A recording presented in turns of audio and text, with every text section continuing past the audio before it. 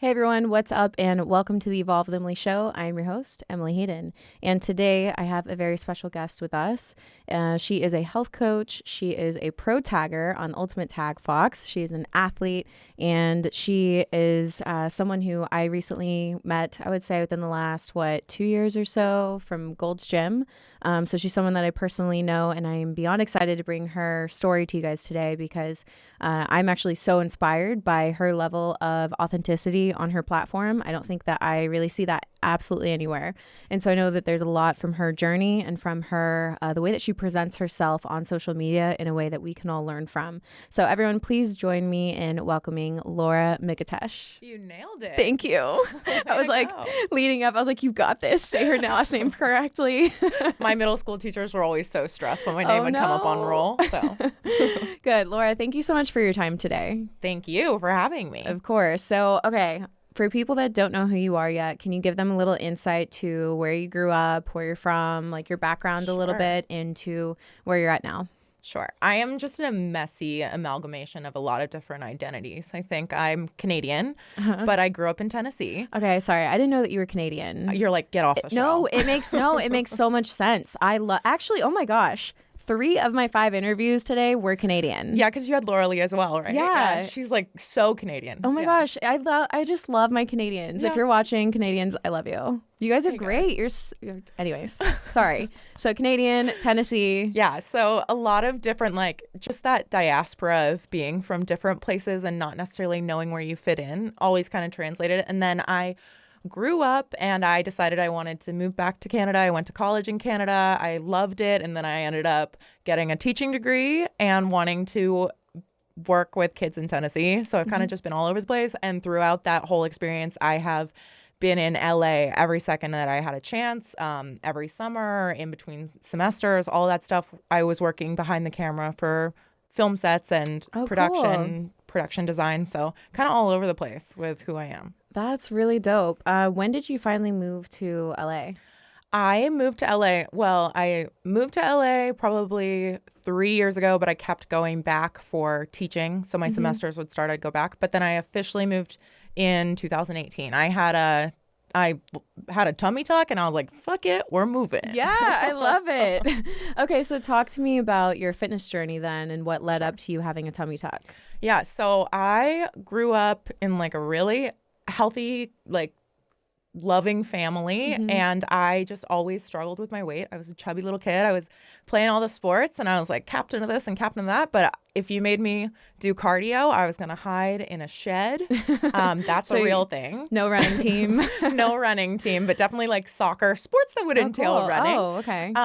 But yeah, I just grew up as a kid who always felt like an athlete but wasn't quite there. And then when I went to college, my weight skyrocketed. I was unattended. My meal card was unconfined, and I just ran with it. I had issues with food when I was a kid, but living alone and dealing with, your own emotional stresses and starting to understand yourself and college drinking and all of those things just created this epicenter of toxic relationships with food and toxic coping mechanisms. And then I was in a relationship in college that ended as I was leaving college. And that was a harsh reality that I had to deal with that just led to me really falling into my darkest place. And I was I was around 320 pounds and my family was really worried about me and I was really worried about me, and everybody sort of agreed it was time to change things. And so I thought about weight loss surgery at the time, which I decided I would, I wasn't going to meet with a doctor or talk to anybody until I could prove that I could stick to something that they were going to prescribe. So obviously, a lot of people don't know with weight loss surgery that if you have weight loss surgery, you have to stick to a very, very stringent diet and you have to be more active. And there's a lot of parameters that if you don't follow, they result in death.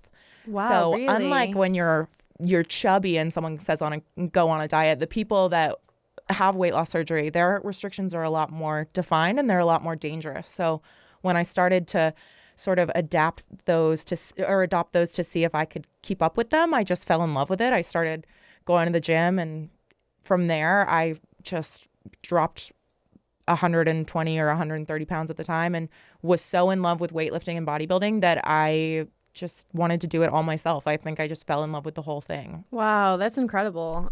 So when you finally made that decision for yourself that it was time to change, how was that process of going from, okay, it's just time to make a change, to logistically going to the gym? Like, were you self-conscious at the gym? What were some of the things that you dealt with back then?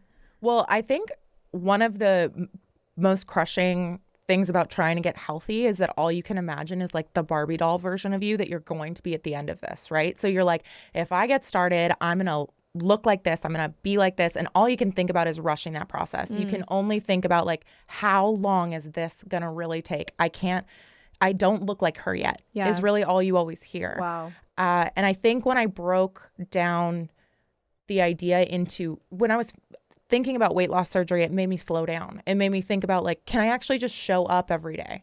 And can I slow down on, I don't need to lose 160 pounds. Because at the time I was going off of BMI, right? So everybody tells me I'm 6'1", I need to weigh 130 pounds. That's like what my number is. So in my head, I'm like, okay, I have to lose 200 pounds. That's a lot of weight. And I want to do it fast because I want the results now. And then when I slowed down and I was like, you don't have to lose 200 pounds. You have to lose 20 pounds. You have to show yourself you can stick to this. When I slowed down, it became a lot more digestible. It went from this astronomical idea of, you know, my Barbie doll to, can you just do a YouTube video a day? And I tell this story a lot because I think it's really relatable. When I started,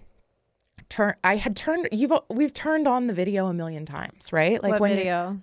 For me, it was Jillian Michaels, because she's a bitch. Like, she's mean. Like, she scary. motivates you. Yeah. Okay. But at the time, I had turned those videos on a million times. I had opened my computer and tried a workout video a million times, and I had always just been like, shit, I can't do this. Like, I can't make it through this.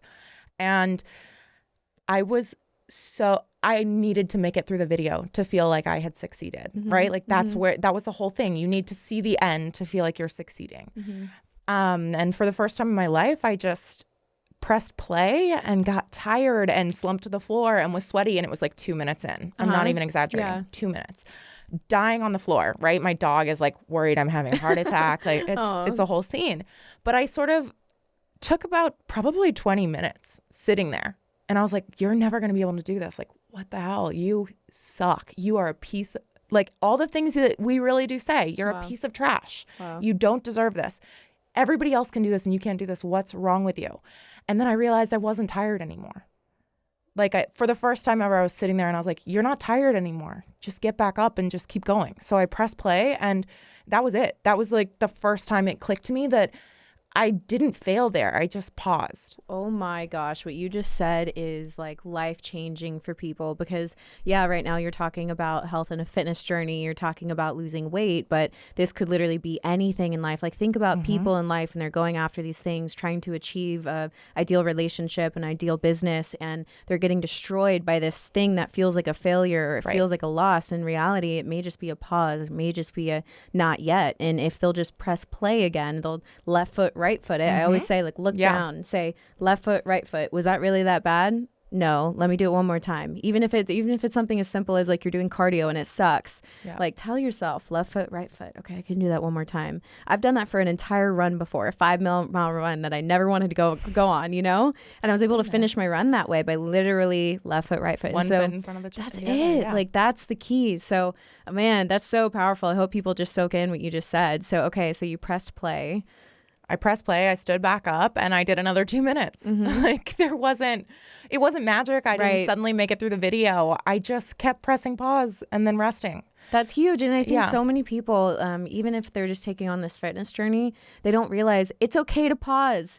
It's okay to try a workout program that someone gives you and say, you know what, I can't do it in this amount of time, but I can do it on my amount of time, to kind of figure out like what step it is that you're on, and then to kind of just operate within that step until you're ready for the next step. Right. I tell my clients all the time, because I think this is I learned it with my middle schoolers, right? I saw it over and over and over, that tendency to see failure and internalize failure and consider it a failure. But if you're learning to read and first of all, if you don't know how to read yet, how the fuck are you going to write an essay? Yeah. And that's what I tell my girls all the time. I'm like, if you don't know if we're learning our fucking ABCs, calm down. We don't need to write the essay. We are going to get to write the essay. Preach. But what I love to tell them is, listen, you already walked 10 miles. We're going 20. You already walked 10 miles. Metaphorically, you're halfway there and you have two choices. You can sit the fuck down, calm the fuck down and rest and decide that's not failure and stand back up and keep going, or you can turn around and walk the 10 miles back.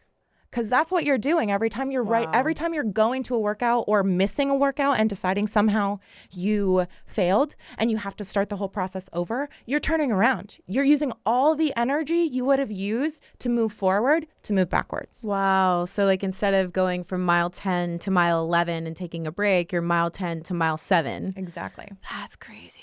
And we all do it. We do it whether we're in the gym or we do it in life, whether we're you have a bad relationship, you decide that you're emotionally unavailable for the next 6 years. Or you're like, or you I don't know anyone like that. But it's real. We have It's hot in here. Such a hard time saying, I'm not a failure. I just need to rest. I just need to slow down. Oh my gosh. Wow. Oof. I'm gonna need a second. Picks up her phone. Little too triggering. No, really, you're speaking to me a lot here because it's true. It's like because I really do believe that everything we go through in life, it teaches us something, and sometimes we have those moments where we do need to press pause, and it's okay to press pause. It doesn't mean that there's never going to be another play again, but soak in wherever you're currently at. If you're at a pause, soak it in. When you're ready, press play. Right. Sorry, it's hitting every part of me right now. No, I get that. I feel that too. I'm like fizzy. I'm like, be careful. I love it. No, I love it. I'm here for it. I'm one of those people that it's like, I don't care what it is. I don't care how hard it is. If it's true, I want to know it, you know? And it's same thing like when I'm trying to become more self-aware to certain habits or patterns or mindsets or whatever it is, I want to know what it is, even if it's the hard thing, because I seek growth. I've made a decision in my life that I always want to choose the next best version of myself. And I can't do that by staying comfortable. I can't do that by staying in what I already know. I need to seek more. And that happens through reading books. It happens through challenging yourself, through having conversations with people that have clearly done so much work on themselves. You know, like this is cool because I get to bring you to my audience, but just like the one before you, I'm sitting here learning like so much, so exponentially. So what is something that you do in your life to continue that learning process or continue that growth process? Because clearly you've gone through this massive, you know, physical transformation, but just even from having this conversation, like you can tell how much work internally and mentally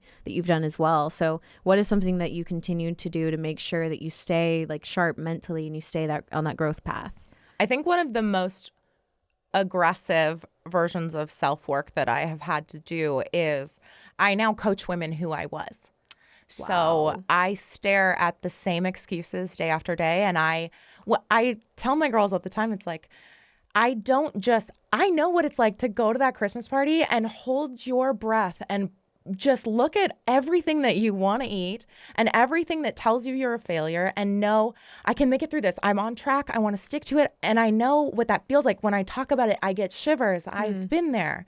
But I also know what it feels like to let out a big sigh at the end of the party and somehow find yourself in a Wendy's drive-thru. Wow. I know what that feels like. And to constantly be affronted with that image reflected back at me and know that I have to keep doing that work with them is hard. It's hard to get on a call with strangers that you don't know if you're the right fit. And it's hard to tell them they're not ready. If they're not, it's hard to check other people for the same things you carry. And I mean, it's hard to be in a space where you are always supposed to be the successful version. And I found that I ended up going from being like the fat kid who turned into an athlete bodybuilder to working with the pros and helping train them on the floor. And I found out they're as fucked up as I was. Like their relationship with food is as tragic and broken, and their relationship with themselves is as tragic and broken as mine is. And nobody's talking to them about working through that. It's just put on a face. And at that time I was like in social media, everything I was putting on this perfect perception of like, I look thin. I've lost a bunch of weight. I'm shredded right now. I'm a badass female trainer. Fuck that shit. No, I'm not. I'm just a girl who wants you to talk to me. What's going on? Why are my guys struggling to put food in their mouths? Why is a refeed the worst thing in the world for some of you? What's going on? And why are you so broken? Talk to me. Like, so what you're talking about is going from having this like facade to just being like the truest version of yourself that's open and vulnerable for those kinds of conversations. And I think sometimes the reason why it's not talked about is because sometimes people don't have a space to talk about it with. 100%. I think when it comes, whether you're obese or you're the most skinny little beautiful thing, your shame is your shame. And for some odd reason, we think we're the only person who carries that. And like working with my clients, but also just being so vulnerable, like opening up has let me see that other people so desperately want a space where they can do that too. And I have become that space for some people where it's just okay to talk to me. Like you can tell me what you're thinking, even if it's the most, I guarantee the most shameful thing you want to say, 20 people in the room feel it too. Wow. Like that's okay. That's powerful because I think so many people have their thoughts and emotions and they feel so alone in it. So I think that what you do by being so transparent and open is by providing a space for people to simply see that they're not alone. And if they're not alone and if other people have walked through it and they've come out of it, they can too. So it's cool how your personal journey of going through what was first just a weight loss journey and, you know, getting your shit together has turned into you actually diving back into what used to be you. And I say used to be you, but just like you were highlighting, it's stuff that's always there. It's stuff that you always have to deal with and stuff that you always have to work through. So I know that I speak for myself and everyone that already follows you on Instagram and everyone that's going to follow you on Instagram that's listening to this, to say thank you, like for leading by example. I feel like a true leader is not someone that stands at the front and barks orders, but a true leader is someone who walks through the path, walks through the experience and then says, hey, let me show you the way. Like I've walked through that. Well, I think one of the most important things to say there is to remind everybody that nobody is a success story. Yeah.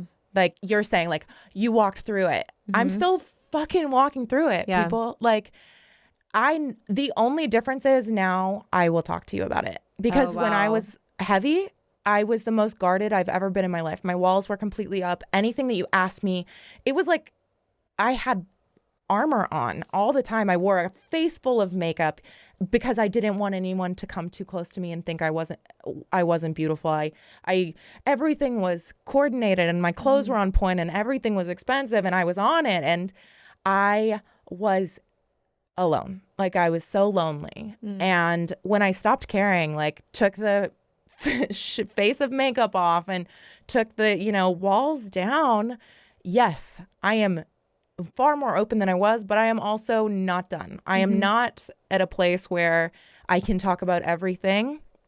I am not at a place where I'm a success story. Right. Nobody is. Work I hope. in progress. Yeah. And I think it's funny because it actually does show that you've done a lot of work on yourself, because I think the more that we realize about ourselves, the more we go through, the more we realize we're like, wow, there's a lot there. There's more to do there. Yeah. Yeah. That's why even in conversations, I'm like, oof, okay, there's something. Bullet point, coming back to that. Yeah, let me put that in the note section. Yeah. So on your Instagram, you were going off the other day about, it might not have been the other day, but I had written it down, and you were talking about people who were always waiting. They're like always waiting for something to come, or always waiting for someone to save them, or always waiting for the perfect time. So I feel like you have personal experience attached to that. So what do you say to the people that are sitting there waiting for someone else to come save them or help them with, their life or their goals? Right. I think we spend so much energy waiting to be ready for whatever it is, like waiting to be worthy is really what it is. It's not even ready. It's just worthy, like willing, ready. I want someone to see that in me, and I want to see it in myself. But it's that growth mindset we talked about. You aren't ready. You aren't worthy. Work for it. Like get started. And I think I always thought that I would wait and I would be happy. And honestly, where that comes from is I thought when I lost the weight, I would be good. I thought if that wasn't there, I would be done. And I waited, right? Like I was so scared when that was gone, I would be okay and everything would be solved and I would be expected to be good. And I spent my whole life thinking using the weight, right? Like once the weight's gone, everything will be better. So I'm going to keep this here. This is my thing. This is the thing that I need to work on. This is my safe space. And when I stopped waiting and I started working just a little, right? Like chipping away at things, when I stopped waiting for the right job or the right partner or the right, moment or this lightning strike. And I just started thinking like, you should start chasing your now. You're writing your now. The biggest realization I had was I'm writing my whole story. Like I'm the only person writing my own story and nobody else gives a fuck. No one's watching. No one cares. Nobody cares what you do with your life. They all love you. They support you, but they don't care. You can do anything you want. And when I realized I didn't have to wait for all of these pieces to fit, that I could just seize the moment. The weight loss wasn't the thing I ended up fixing. I fell in love with this. I fell in love with showing up.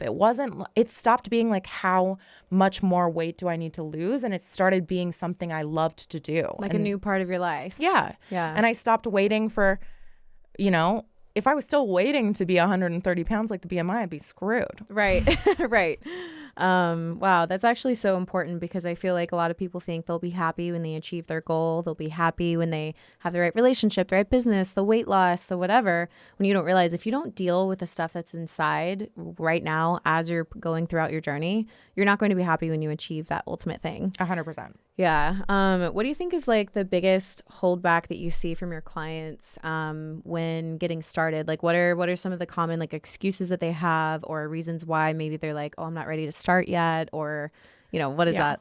I'm taking 2 spots for the holidays. So it sounds like not a lot, but like you're opening up for I'm opening up two spots because the holidays are the worst. They are. And I had I think I had 11 calls today.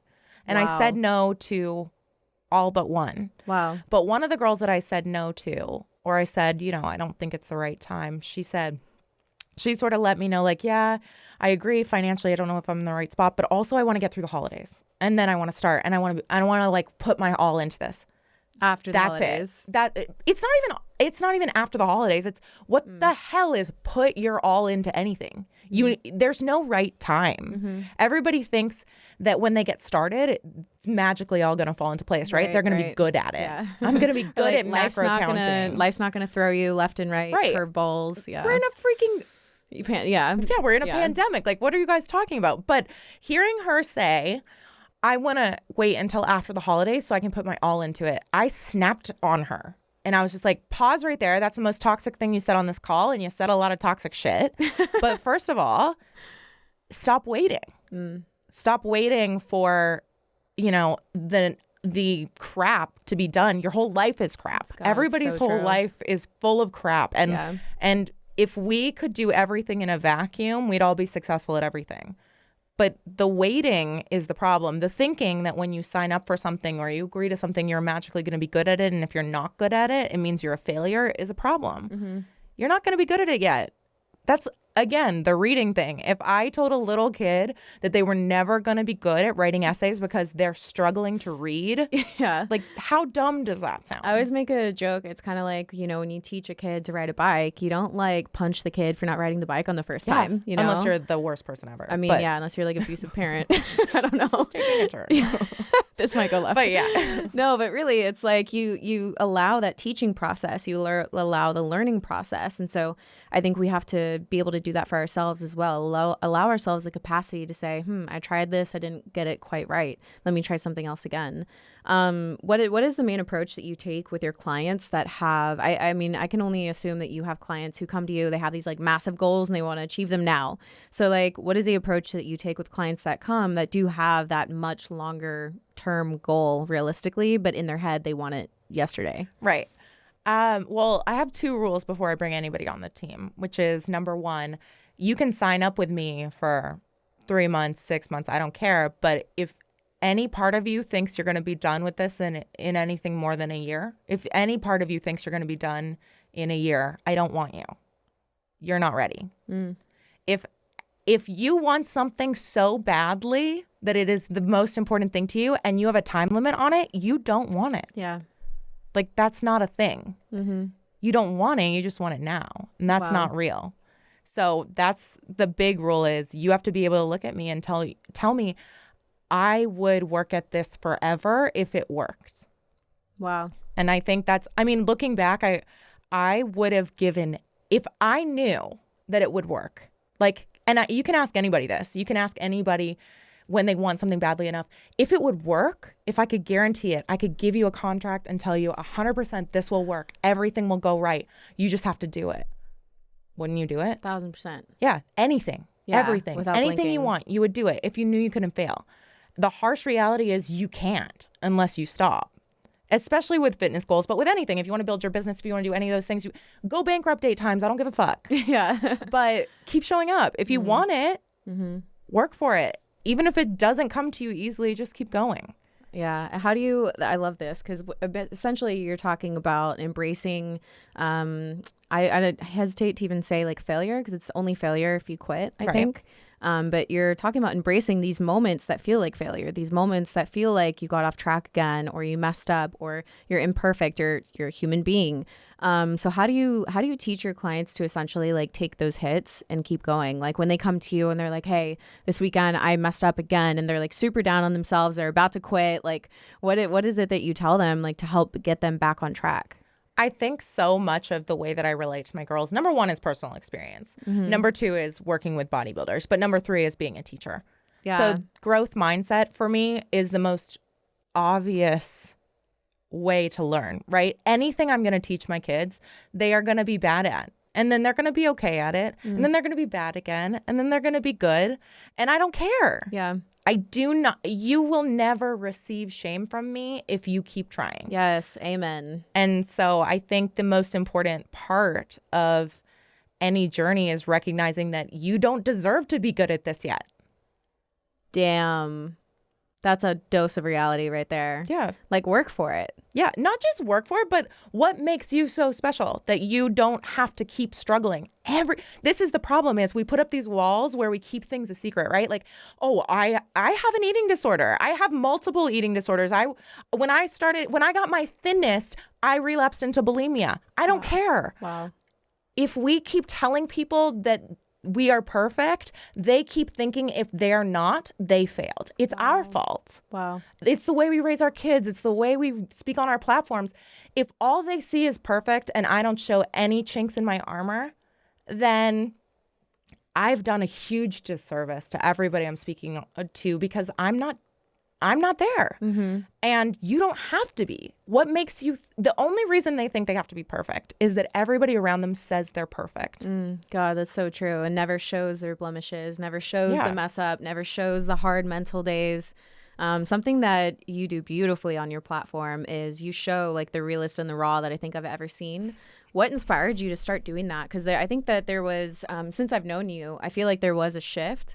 So I'm curious, like, what inspired that shift and what inspired you to share that openly on your platform? Because that's huge. You have a big platform. It's a lot of eyeballs watching and seeing you be the most vulnerable version of yourself, which is scary because if you're open, if you're vulnerable, that can mean, you know, you're open to whatever kind of criticism or whatever. So how do you handle that? I think when I fell truly in love with bodybuilding, I thought I needed to look like the girls on the stage, which Fair enough. Maybe I do. Maybe I want to 30% of the year, or maybe I think about that. When I relapsed in my bulimia, and I felt utterly and wildly alone and felt more shame than I ever felt at 320 pounds, I realized I was killing myself. Like, not from my eating disorder, just from trying to look perfect. And a couple of things changed in the last little bit. Number one, the things you want to hide are the things you need to show.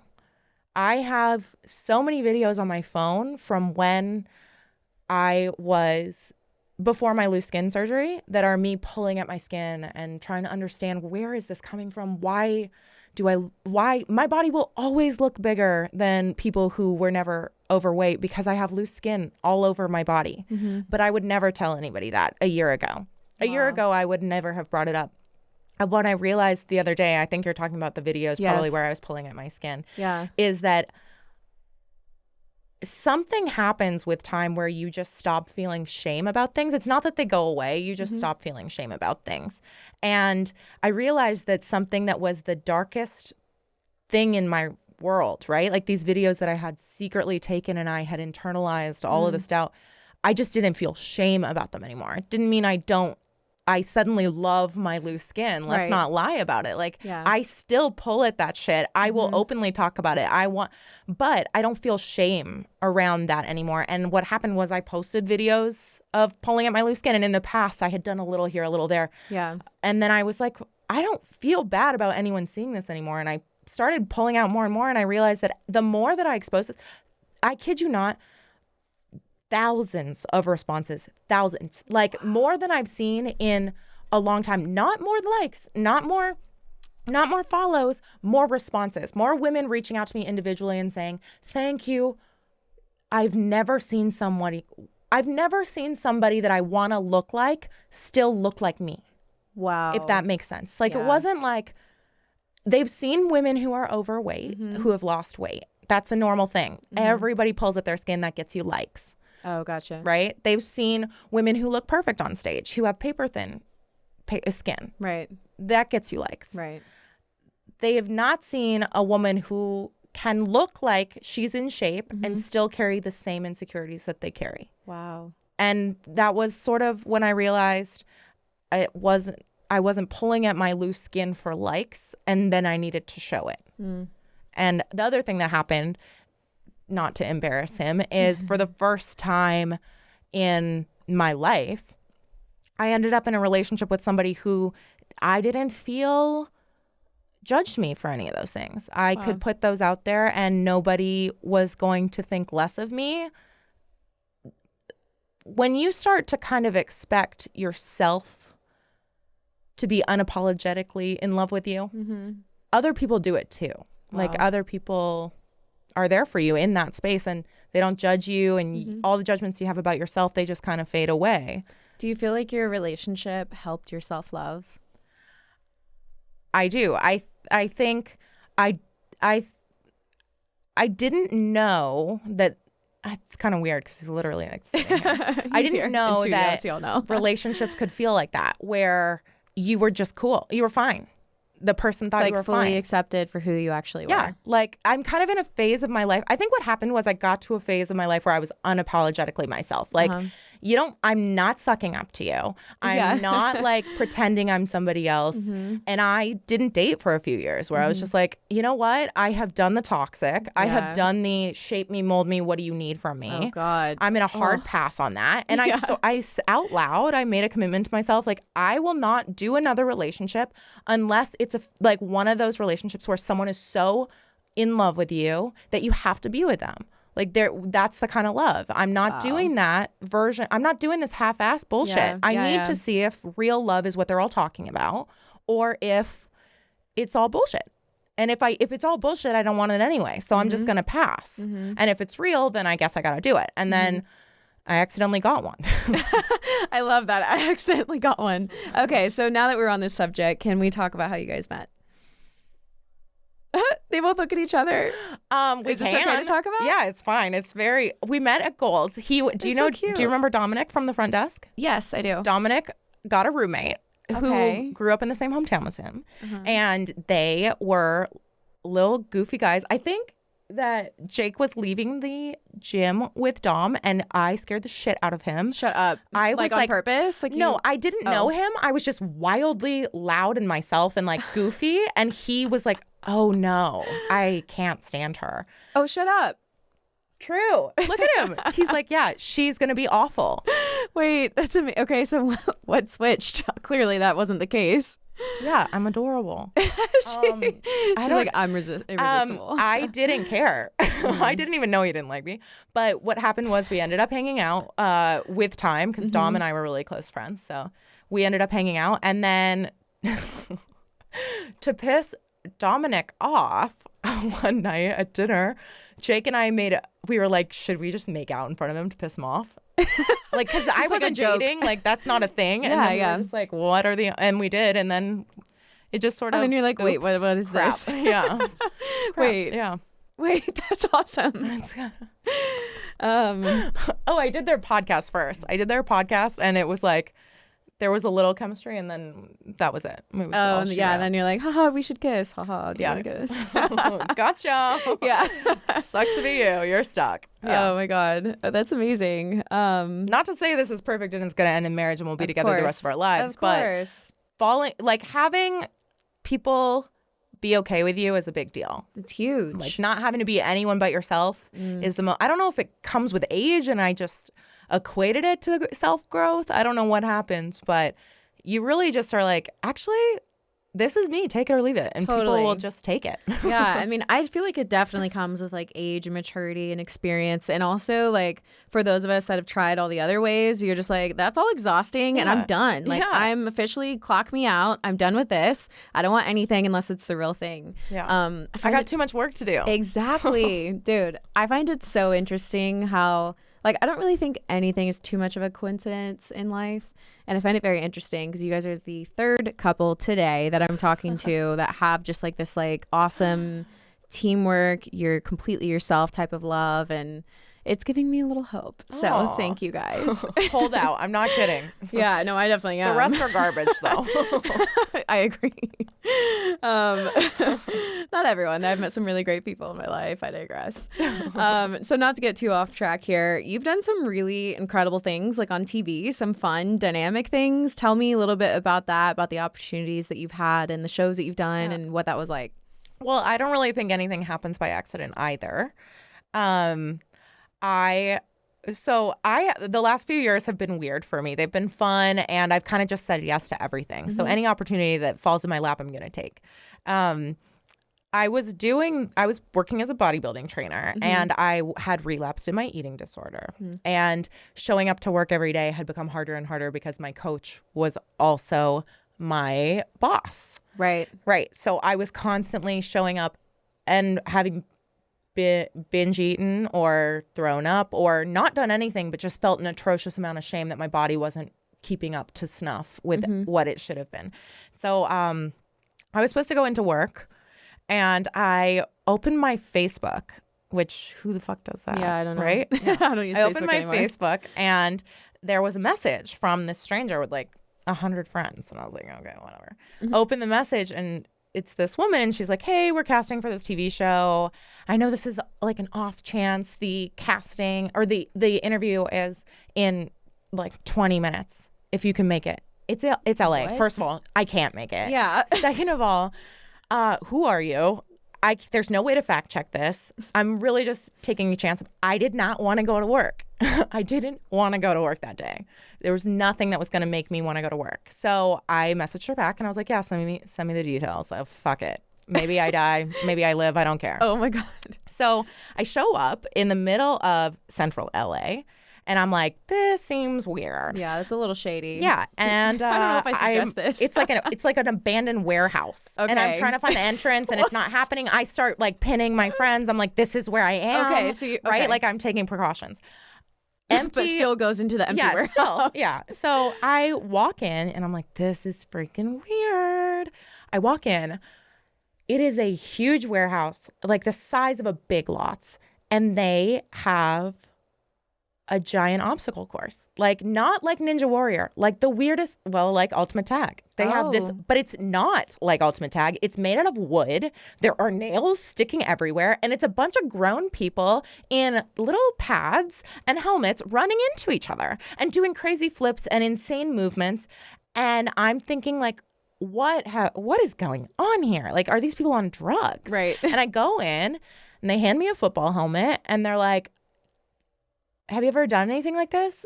And I was like, oh yeah, I played flag football in Tennessee. I got this. And Oh my God, I love this. You go into this environment, you're like, yeah, sure, I got it. I got this. Like, I've played this no worries. Something psycho flips in me and is like, this is made for you. That's like what happened is I was there and I saw all these people doing crazy things that I could never do, like flips and parkour and all this shit. And all that I heard in my head was like, this is made for you. Shut up. And I strapped on my helmet and they were like, play it up, like be your character. And I was like, yeah, no problem. And like walked on the floor, beast mode, loved every second of it. And it was the first time as a grown adult, a grown 6'1" woman who played football, like I have not gotten to hit anyone in a long time. Oh my God. So I was so excited. And I just remember like being so in love with it, being so excited. And they were like, yeah, you got it. Let's do it. And 3 weeks later, we were on the lot. We were moved into a hotel. They had us living in Burbank, and we were filming, and that was that. And it was like, I don't think I did tag because I was supposed to do tag. I think I did tag because I needed to get out of the environment I was in, not because there was anything wrong with the people I was with, but because I was supposed to get out of there. I was supposed to just be released from whatever was going on, and tag did that for me. And I met amazing people who just truly like loved who I was, and I didn't have to put on some facade of being perfect or anything. And I mean, it wasn't something I was good at. Like, it was the best parkour athletes in the world next to Laura Micetich, the soccer player who hides in a shed. Right. But for some reason, it just felt right. And it ended up working. And it was probably one of the greatest experiences I've ever had with the greatest people I've ever met. And it's one of those that I like to live my life in a way of like, how many stories am I going to have to tell? And that's like one of the best stories I will ever get to tell. Wow, that is so incredible. So I don't know that I would recommend going into an abandoned warehouse. Like maybe definitely bring a boyfriend or somebody with you. Only if I feel like if you're 6'1", you have a small advantage. What are they going to do? I mean, that's true. But truthfully, like you taking advantage of just kind of feeling like, I think I'm going to do this. And then you go, and then having that mindset of like, no, I got this. It was able to provide for you like one of the most amazing experiences, which I think is just so cool, because I think people get so stuck in their habits, their habits. I meant to say their habits and their patterns. I just combine them Lord of the Rings to save time. Lord of the Rings. Sometimes I like to save time, so I just combine my words, create a new language. Thanks. But they get stuck in that, and they don't go after these new opportunities or these new things that come across their plate, which may not be their ultimate reason for things that they're doing, but maybe it's something that sets them free from something that they can't get away of right now. So, question: you said that you had like basically relapsed when you were still in that same position, and then you went on this, you got this job. Was it like, were you still back in that relapse, or was it like an immediate, like you were happier so you weren't in there? What was that process? No, absolutely not. I had been holding, I say this to my girls, I say this to everybody, but there's something that happens where you're like holding your breath for a really long time, like you can't breathe. I was so scared to fuck up when I was in the environment that I was in that I wasn't. But I knew I was going to. I knew it was like, I knew I was relapsing before I relapsed, if that makes sense. Wow. When I went to tag, and I don't know if anyone knows this, but I was binge eating I was alone in my hotel room at the end of the night, and I was coming off of that feeling. That's when I relapsed. I came in at the leanest I had ever come in for that show, and we were about to be on camera, and I wanted to stay small. And I was unattended, right? Like when you have a coach, you have to check in with them. But when you finally tell your coach, like, hey, I am relapsing, I can't do this right now, there's time where nobody's watching you. And you have to make a choice of whether you're going to fight through this or you're going to go through this. I went through it. I mean, I relapsed hard into my binge eating. I was in a fugue state at night. I was like not myself. And it took me several months to pull out of that, in the sense of like, first I relapsed hard. Fat Sal's every night, you know, really relapsed. Mozzarella sticks on your sandwich kind of relapsed. Oh, yeah. And then I pulled back out and was like, I want to get back on track. So it became, what can I eat and still stay relatively thin? And then it became falling in love. I changed up my training. I changed up my expectations. I just had fun with it again, and it sort of shook off. Oh, wow. Yeah. What do you think is the biggest thing that helped you going from the relapse to getting back to like basically back being on track and out of it? What's like some tips that you could give for somebody who's maybe struggling? I think I fell out of love with it. Oh, wow. Is what really happened. I was training so aggressively, and it mattered more than anything in the world. I was in the gym with with myself and with the clients from 7 a.m. to 9 p.m. We were in there all day. It was my entire identity. And what I looked like was my entire identity. And I fell out of love with it. I was exhausted and I was tired and I felt unappreciated and I just didn't like it anymore. And it took me fucking everything up, like nuking everything, you know, throwing it all away. Wow. No more Jay Cutler interviews, no more anything like that. But I fell in love with it for myself again. So I fell in love with training. I fell in love. I'm working with a coach now. I love like that put your head down and just do your shit kind of mentality. I love it, but I just forgot for a while. And that's what I think a lot of times that relapse comes from not knowing who you are or like not feeling confident in yourself in that moment. And you just are, a lot of what binge eating is you're really good at being everything for everyone. And most of the girls who come to me, nobody believes this because everybody just looks at somebody who's overweight and thinks they're lazy. These are the hardest fucking working people in the world. They are doctors, they are lawyers, they are teachers, they are moms. They work their ass off for every single person in their lives. They will show up for you and they will make everything look okay for everyone else. And then they have to deal with the fact that they're not okay. Wow. And that's what binge eating is. It's not just, you know, I'm fat, I'm lazy. It's I take on everyone else's emotional burdens for them. And now I have to sit with it and I have no way to cope. And nobody teaches them how to cope. And nobody teaches them that, you know, bringing on that emotional trauma is going to need a release. And being that person for everyone when you are breaking inside does not serve anyone. That's, I mean, I think that's the hardest part for people to realize is like the people struggling with their weight or their food, it doesn't mean that they're lazy. It means that they're breaking. Wow, that's huge. And it's like, I think if people had more of that realization, then maybe they could support and be there for them in a different kind of way. Yeah. So how were you finally able to focus on yourself? Maybe like, what are some things that you did? Maybe it was like real things like, you know, I don't know, some things that you did, or if it was just a mindset shift to help you decide like, no, I have to focus on me. I think number one, you are never going to live in a vacuum. So you can't focus on you 100% of the time. Right. So breaking down what that really means, I think we have a finite amount of energy, right? And so if you're dealing with work and you're dealing with family and you're dealing with everyone's bullshit, the problem is that a lot of us also deal with stressing about when am I going to get my workout in? Oh, it's 9 a.m., but all I can do all through the day is think about when I'm going to squeeze that workout in. What is my food going to look like? I'm going to stress about my food all through the day. Am I going to fail? Am I going to stay on track? Am I going to be good? Am I going to be bad? I think we spend all of this emotional energy that we don't have on worrying about failing. And we don't spend any of that energy on action. So a lot of the times, whether it's me or somebody, even from like pro athletes, we know this, that if all we're thinking about is what we're doing wrong and how we can fail, we don't have room to actually act. I think the biggest realization for me was like, number one, I can't fail at this. I love to do this. All I have to do is put one foot in front of the other and keep showing up. But number two, the energy I'm using to think about this is wasted. Yeah.